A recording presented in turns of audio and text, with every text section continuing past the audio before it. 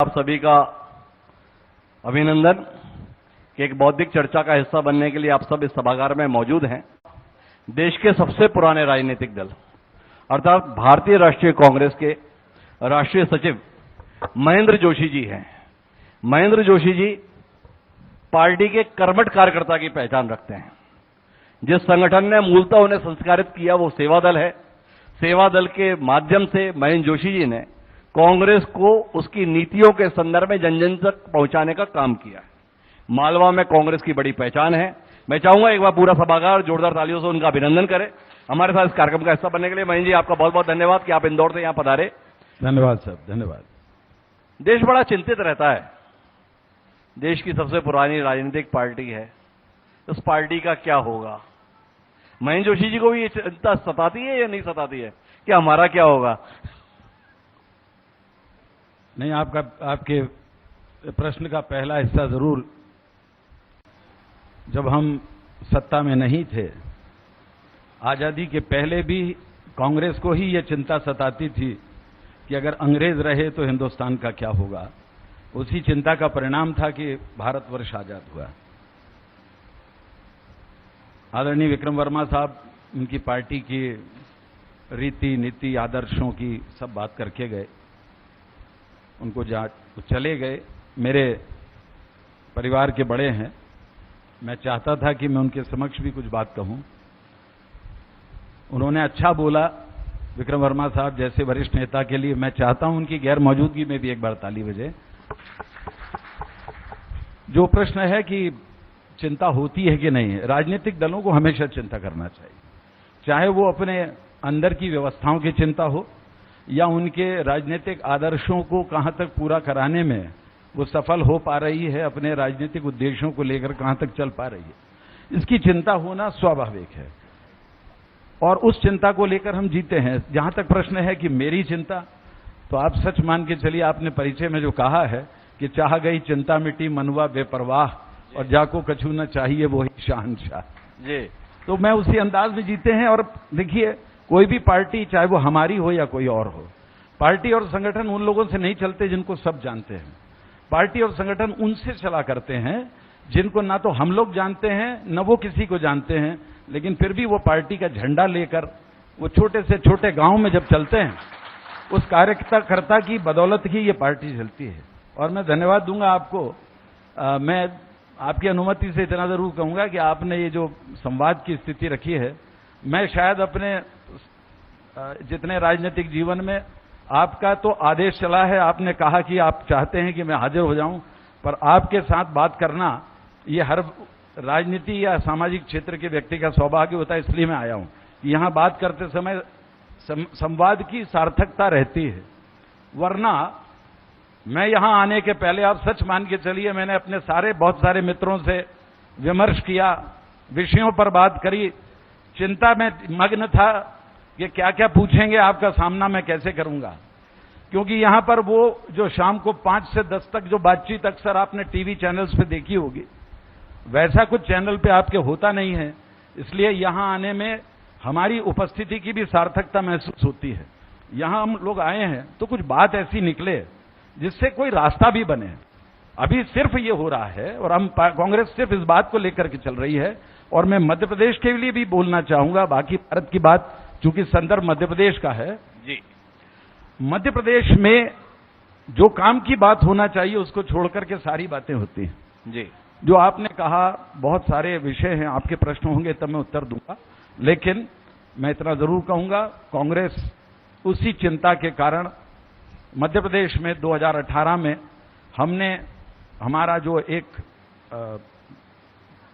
बड़ा संकल्प था वो वहां पर हम जीते, लेकिन उसके बाद स्वाभाविक है जो घटनाक्रम हुआ उससे आप सब परिचित हैं। लेकिन हाँ, मैं अब 2023 के लिए मैं इतना जरूर कह सकता हूं। हम परिचित है वो तो ठीक है, पर क्या हुआ 2018 में? तो सरकार आपकी बनी थी ना। हाँ। चली क्यों नहीं? घर को आग लग गई घर के चिराग से जी। कुछ लोग, देखिए, राजनीति में जो बात कही जा रही थी आदर्शों की, जो बात कही जा रही थी कि साहब पार्टी और उसके आदर्श सर्वोपरि हैं, तो मैं उनका आदर भाव रखते हुए पूछना चाहूंगा, भारतीय जनता पार्टी तो ये कहती है कि अगर हमारा एक भी विधायक हो, अगर कोई ना भी हो तो भी हम सरकार बना लेंगे। उस तर्ज पर अगर काम कर रहे हैं तो फिर वो आदर्श और वो तमाम सारी बातें, ये सब कहना मुझे लगता है वो बेमानी है।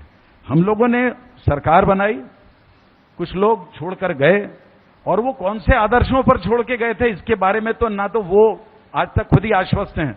मैं नाम लेना नहीं चाहता, लेकिन जिनके नेतृत्व में जिन्होंने जो बात कह करके गए थे कि मुझे सड़क पर उतरना पड़ेगा अगर जनता के मुद्दों को कोई ने बात नहीं करी, हमारा इंतजार है कि कभी तो वो सुबह आएगी जिस दिन वो सड़क पे उतरे हुए दिखेंगे।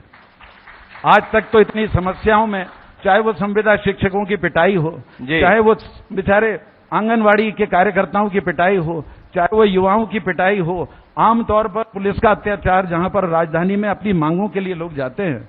मगर सबसे बड़ी बात यह है, जो सड़क पर कूदने वाला था वो अब कमरे में बंद है, उसकी जबान भी बंद है। उनका उद्देश्य पूरा हो गया, जिस काम के लिए गए थे, सत्ता मिल गई, जहां जाना था वहां बैठ गए, यही उनका उद्देश्य। बड़ा अच्छे शब्दों का इस्तेमाल किया आपने, घर को लग गई आग घर के चिराग से। ऐसे चिरागों को बुझा क्यों नहीं देते आप? वो तो अपने आप ही बुझे साहब, हमको ये भरोसा थोड़ी होता है। चिराग हमने अभी भी सरस्वती जी के सामने जलाया तो कुछ पवित्र उद्देश्य लेके जलाया है।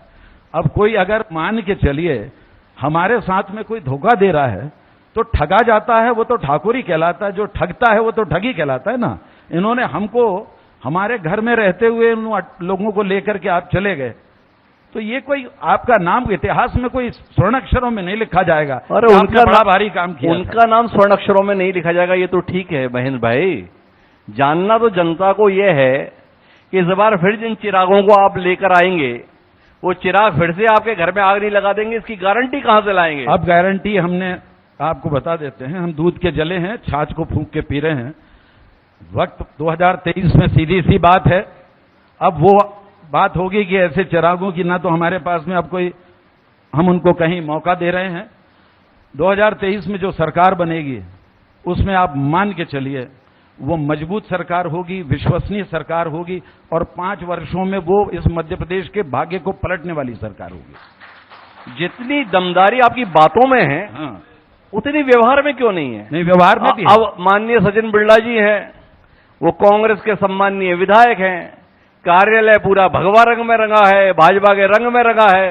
आपकी पार्टी की दम नहीं है कि उन्हें निकाल पाए, तो ऐसे लिजलिजे नेतृत्व के साथ में आप कह रहे हैं कि जनता भरोसा करेगी, कैसे करेगी महेंद्र भाई? मैं आपको इतना जरूर कह देता हूं, उनका सौभाग्य है कि ऐसे जयचंदों की चर्चा भी आपको करना पड़ती है, उनका सौभाग्य कहता हूं। जयचंदों की चर्चा भले ही कर सकते हैं आप जी, पर इतिहास के नाम तो काला पन्नों में लिखा जाएगा जिन्होंने लोगों को धोखा दिया है। आप जिन आदर्शों पर अगर इतना दम था जी, तो जिस पार्टी से चुनकर आए थे फिर से इस्तीफा देते और फिर लड़ते। सचिन ये जो बिरला विधायक महोदय हैं वो मंच पर कहीं जाते हैं, सदस्यता से इस्तीफा नहीं देते हैं। आप इनको क्या कहेंगे? इनकी तो रीढ़ भी नहीं है, क्या उनके बारे में? पर जिनको आप जयचंद बता रहे हैं वो तो पृथ्वीराज बने हुए हैं, और राजवर्धन सिंह दत्ती गांव यहाँ के हैं, उन्होंने दिया दमदारी से इस्तीफा, जनता ने फिर चुना, बढ़िया मंत्री बनकर बैठे। मैं किसी व्यक्ति विशेष की बात नहीं करूंगा, मेरा बड़ा स्पष्ट सा मत है। सरकार की बनी, वो विधायक फिर बन गए, उनको शुभकामनाएं, बधाई सब कुछ देता हूं, पर कहने का आशय यह है, आप जिस 2018 में जिस पार्टी से जिस विश्वास को लेकर के जीते, अब फिर भारतीय जनता पार्टी इस काम में बड़ी माहिर है जी, और इसी के ऊपर सारा हमको भी काम करना पड़ रहा है कि वो लोग जिस तरीके से हमारी सरकारों को उन्होंने चुराया है, जिस प्रकार से उन्होंने सारे भारतवर्ष में एक ऑपरेशन लोटस के नाम पर जो काम किया हुआ है, उससे उन्होंने हमको अतिरिक्त रूप से सावधान किया है कि अब जो चुनाव लड़ा जाएगा वो सारे वो लोकतांत्रिक मूल्यों के अलावा इन छल कपट से बचना भी अब हमारी जिम्मेदारी है, और उसके लिए पार्टी की पूरी तैयारी है। थोड़ा नीतियों पे बात कर लेते हैं। किस आधार में भरोसा करेगी जनता? पिछली बार जब चुनाव थे तो बड़ा मुद्दा था किसानों की कर्ज माफी। माननीय राहुल गांधी, कहा हुआ टलेगा नहीं, ऐसी उम्मीद थी। उन्होंने कहा था कि सरकार बनेगी, 10 दिन में हर किसान का 2 लाख तक का कर्जा माफ होगा। 1, 2, 3, 8, 9, 10 दिन में अगर नहीं हुआ तो मुख्यमंत्री बदल जाएगा। भाजपा बता रही है 15 महीने इंतजार किया, अब राहुल गांधी ने नहीं बदला तो हमने बदल दिया। भाई राहुल गांधी की बात की इच्छा पूर्ति तो भाजपा ने कर दिखाई। अब इसका क्या जवाब दोगे महेंद्र जी भाई? ये बात भारतीय जनता पार्टी के लोग अगर कहते हैं वहां तक तो अपनी ठीक है, उनका राजनीतिक धर्म है। किसानों के कर्ज माफ का काम जिस दिन शपथ हुई थी उसके ठीक बाद उसका आरंभ किया गया था कि इसकी किसानों की कर्ज माफी की नीति लागू की जाए। वही भारतीय जनता पार्टी आज भी कह रही है और पहले भी कहती थी कि किसी किसान का कोई कर्जा माफ नहीं किया, सब कांग्रेस के बारे में प्रचार किया।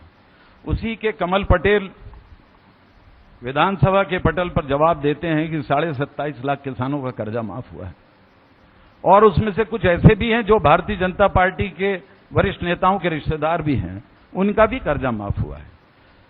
आप स्वयं स्वीकार करते हैं, हाँ ये बात सच है कि उन्होंने कहा कि साहब 10 दिन के अंदर तो वो नीति लागू करना, उसके ऊपर कार्रवाई करना, अगर ऐसा होता कि हाँ साहब वो राहुल गांधी जी कह के चले गए और हमने उस नीति के ऊपर कोई काम नहीं किया, वो काम शुरू हुआ था किसी भी साधारण बात को करने के लिए, क्योंकि उसका आकलन किया गया, सारे बैंकों से उसके डिटेल्स मांगे गए, कौन उसमें से ऐसे हैं व्यक्ति हैं जिनके ऊपर कितने ऋण की मात्रा है। कारण ये है, ये फाइनेंशियल इश्यूज थे, थोड़ा वक्त उसमें लगना ही था। आज के दौर की बहुत बड़ी आवश्यकता है जो रिटायर कर्मचारी हैं और किसानों की कर्ज माफी है।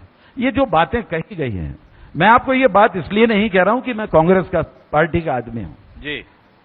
आप तुलनात्मक रूप से जो लोग अभी मध्य प्रदेश में जिनके को सामने दिखाई देते हैं कि ये लोग आने वाले समय में मुख्यमंत्री के चेहरे हैं, आप मान के चलिए विश्वसनीयता के पैमाने पर कमलनाथ जी के सामने श्रीमान शिवराज सिंह जी किसी भी भाव में नजर नहीं आते हैं। बड़ा स्पष्ट कर देता हूं, लोगों के एम्प्लॉयमेंट के लिए, लोगों की रोजगार देने के लिए कौन सा काम किया गया? कौन सा पीतमपुर जैसा बड़ा क्षेत्र जहां पर इसका और डेवलपमेंट होना था, ये तो कांग्रेस के जमाने की चीज है, लेकिन जिन विषयों से लोगों का जीवन प्रभावित होता है, चाहे वो स्कूल हो, शिक्षा हो, स्वास्थ्य हो, रोजगार हो, इन किसानों की बातों पर इसके ऊपर कभी कोई विमर्श नहीं होता। फालतू बात, केवल काम की बात करते हैं।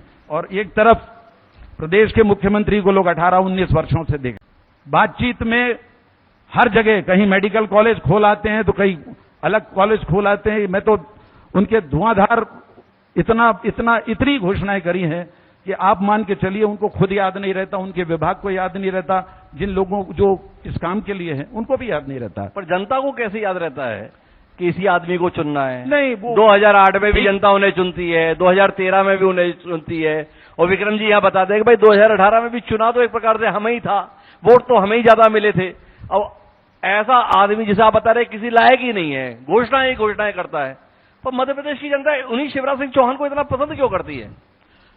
ये बात सच है कि भारतीय लोकतंत्र में जनता बहुत समझदार है, सब कुछ है। कई अवसरों पर उसकी भावुकता बहुत से राजनीतिक दलों को, और यूं कहूं मैं उससे ज्यादा बोलना उचित नहीं समझता, लेकिन बोली डालिए, कब तक रुकेंगे अपने आप को? रुकना इसलिए नहीं है कि हम कांग्रेस की ये नीति कभी नहीं रही है कि वो उन विषयों पर बात करे जिससे समाज का विखंडन होता है। आप मान के चलिए इस समाज को जोड़ने में हमारी हजारों वर्षों की पीढ़ियां हैं कि भारतीय सनातन संस्कृति है, लेकिन जिन बातों को आपने कहा है कि यहां पर राष्ट्रवाद की बात करी जाए या अन्य बातें करी जाए, आप देख सकते हैं समूचे भारतवर्ष में जो स्थितियां हैं उनका लाभ लेते हुए कई बार सरकारें कहीं बन जाती हैं। ये बात तय है कि लोकतंत्र में सबसे बड़ी बात होती है सरकार बनना, लेकिन मैं आपको ये बात कह सकता हूं कि काट की हांडी एक बार नहीं 2-3 बार चढ़ गई है, लेकिन 2023 में नहीं चढ़ने देंगे। तो अभी आप जो ये हांडी चढ़ाना शुरू किए हैं, पहले कांग्रेस के नेता जो दिखते थे वो इफ्तार की पार्टियां देते हुए दिखते थे, आजकल प्रदेश कांग्रेस कार्यालय में हनुमान चालीसा के पाठ होते हैं। इस काट की हांडी को समझें, लोहे की हांडी को समझे, क्या समझे? नहीं, देखिए धर्म एक बड़ी निजी व्यवस्था है, अगर किसी को अच्छा लगता है कोई अपने धर्म का मैं प्रदेश कांग्रेस कार्यालय में हनुमान चालीसा के पाठ की बात कर रहा हूं। ये प्रदेश कांग्रेस ने नहीं करवाया, किसी व्यक्ति ने आके कर दिया पाठ, तो उसको कोई प्रदेश कांग्रेस के द्वारा आयोजित पाठ नहीं माना। चलिए दूसरा सवाल कर लेते हैं। कर्नाटक में बजरंग दल पर प्रतिबंध लगाने की बात करते हैं और मध्य प्रदेश में बजरंग सेना का कांग्रेस में विलय की बात करते हैं, इस पर कुछ कह लीजिए। देखिए बजरंग दल हमारे माननीय प्रधानमंत्री महोदय की एक बहुत जबरदस्त खूबी है कि उन्होंने बजरंग दल के लोगों को बजरंगबली से जोड़ दिया। अब ये बात अलग है कि कर्नाटक में लोगों ने उनकी इस तमाम सारी कोशिशों को सिरे से खारिज कर दिया, और जबकि वही उनके ब्लू आइड बॉय थे, सबसे प्रमुख, इतनी रैलियां, इतने प्रचार प्रसार करा, ऐसा का ऐसा ही उन्होंने बंगाल में भी किया था। मैं तो उसमें दूसरी बात थोड़ा सा इसके हट के संदर्भ कहना चाहता हूं। बजरंगबली की पूजा करना या ये सब करना तो अलग बात है। ये कौन सा विश्वगुरु है कि जो 130 में से 80 करोड़ को आप अनाज देते हैं? ऐसा कौन सा विश्वगुरु है कि वहां पर एक डिंडोरी में एक बाप अपने बच्चे को ले जाने के लिए अस्पताल से उसके एम्बुलेंस नहीं मिलती, वो उसके शव को झोले में रख के ले जाता है? ये है उस गांव के आदमी के, और यही स्वर्णिम मध्य प्रदेश है। अगर ऐसा स्वर्णिम मध्य प्रदेश है तो हम उसको सिरे से खारिज करते हैं। क्या मतलब है इसका? आपने स्वर्णिम मध्य प्रदेश को खारिज कर दिया, पर इसका उत्तर मैंने स्वर्णिम मध्य प्रदेश को नहीं, उनके कहे स्वर्णिम, इसका जवाब नहीं दिया कि बजरंग दल पे वहां प्रतिबंध लगाएंगे कर्नाटक में, और मध्य प्रदेश में बजरंग सेना के लिए कालीन बिछाएंगे प्रदेश कांग्रेस में। देखिए, बजरंग कालीन नहीं बिछाए गए। बजरंग सेना ने स्वाभाविक रूप से, वो एक दल, एक संगठन है जिसने आकर के इस पाखंडी किस्म के जो धार्मिक कर्मकांड का जामा ओढ़कर जिस प्रकार से उपद्रव फैला रहे हैं हर जगह, उन सारी चीजों के विरोध में वो लोग आकर के उन्होंने कांग्रेस की सारी विचारधारा और पूरी रीति नीति में अपनी आस्थाएं व्यक्त करी। और आप मान के चलिए, वो उपद्रव मचाने के लिए बजरंग सेना नहीं काम करेगी। इसलिए कहा, बजरंग सेना को शामिल किया है कि भूत पिशाच निकट नहीं आवे, महावीर जब नाम सुनावे। इसलिए वो यहां पर आएंगे तो उन भूत पिशाचों का नाश करेंगे जो समाज को तोड़ते हैं। अच्छा, आपने मध्य प्रदेश के संदर्भ में बड़े आम आदमी को लेकर बात की। नीति आप शिवराज सिंह चौहान का अनुसरण करने जा रहे हैं। लाडली बहना योजना वो लेकर आए, 1000 रुपए परिवार की महिला को हर महीने मिलेगा। आपने कहा मुझे मौका दो, मैं 1500 दूंगा। शिवराज जी ने कहते मुझे बनाए रखो, मैं 3000 दूंगा। तो अब कैसे माने, आप दोनों में अंतर है। कुल मिला के मुद्दा सत्ता ही है ना, नीति कहां अलग हुई। वो 1000, आप 1500, अब वो 3000। कल उन्होंने बोल दिया 10,000 तक ले जाऊंगा। क्या करे आदमी? 18-19 साल में याद आई बहना की। काफी देर कर दी हुजूर, आते आते बहुत देर कर दी। नहीं, देर नहीं कर दी, वो बता रहे हैं, मैं बताता हूं। उन्होंने कहा जब पैदा हुई थी तब लाडली लक्ष्मी थी, अब बहना की स्थिति में आ गई तो फिर व्यवस्था कर दी। ऐसा है, एक राहत इंदौरी साहब का एक शेर है,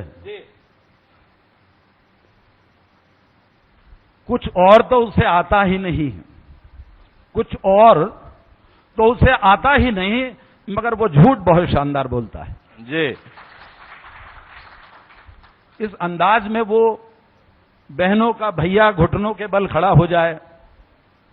मेरा मानना यह है कि जनता के द्वारा चुना हुआ प्रतिनिधि अगर जनता के हित में काम करता है तो अपना सीना चौड़ा करके सामने खड़ा होकर के बोल सकता है कि मैंने तुम्हारे लिए काम किया है, तुम मुझे काम के आधार पर वोट दो। घोषणाओं से मैं आखिरी दौर में बातचीत को लाना चाहता हूं, पर आपसे समझना चाहता हूं महेंद्र, आपने कहा कि नारी सम्मान योजना नकल नहीं है, हमारी अपनी है।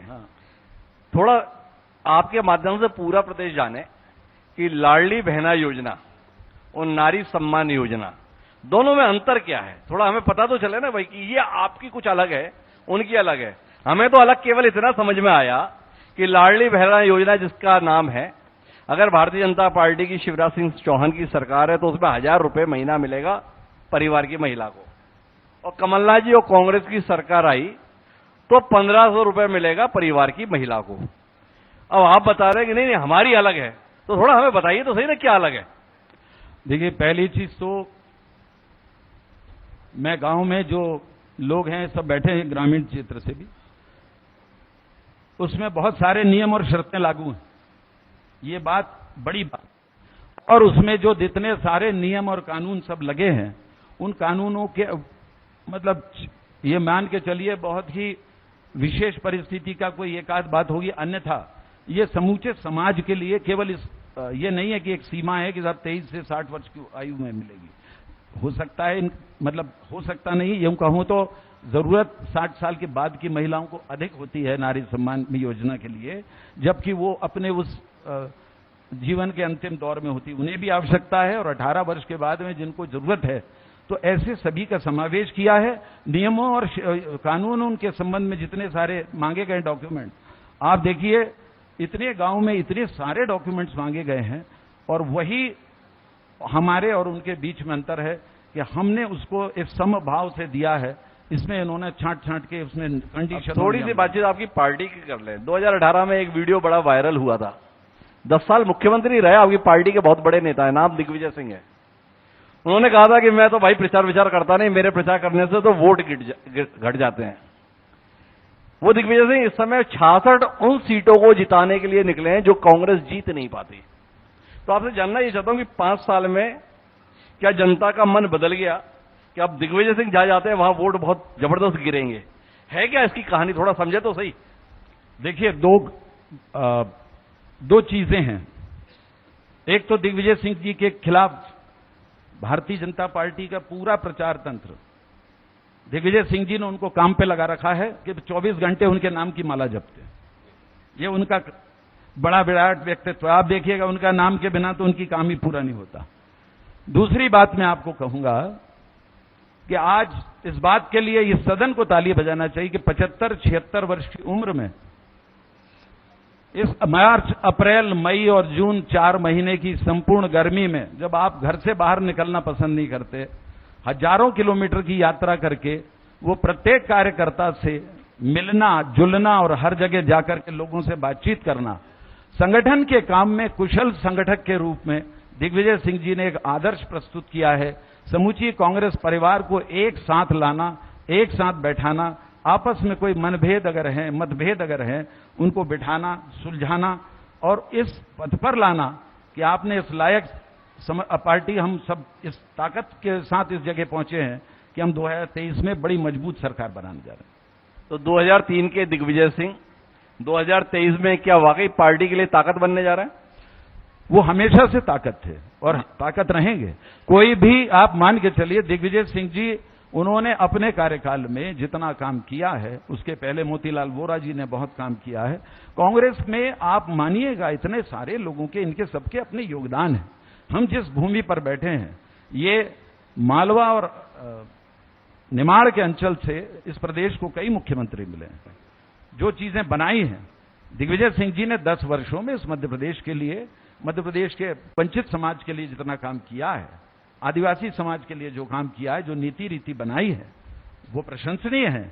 अब राजनीतिक रूप से आप किसी को इस तरीके से प्रचारित और प्रसारित करते हैं कि उनको आप अलग रूप में प्रस्तुत करना चाहते हैं, तो भले ही करते रहें। लेकिन सबसे बड़ी बात है कि अगर आप यूं कहें, धर्म के क्षेत्र की बात करें, तो 3,500 किलोमीटर की पैदल यात्रा करने वाले दिग्विजय सिंह जी, वो भी नर्मदा परिक्रमा करी है उन्होंने।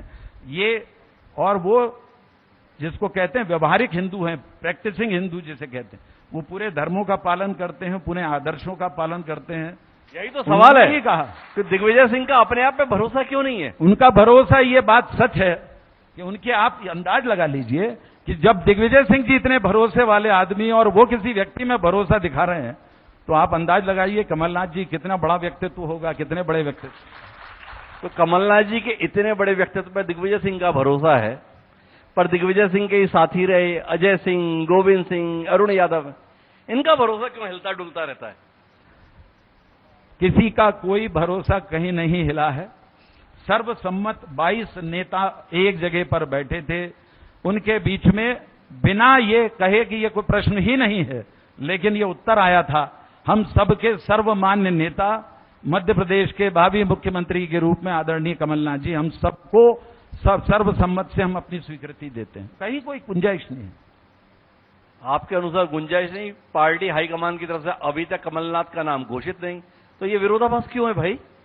देखिए, पार्टी हाईकमान अपना काम करता है समय पर, लेकिन सर्व स्वीकार्यता हमेशा राजनीति में सबसे बड़ी बात होती है। बहुत खामोशी है, अब शोर आएगा। बहुत खामोशी है, अब शोर आएगा। तुम्हारा वक्त आया था, हमारा दौर आएगा।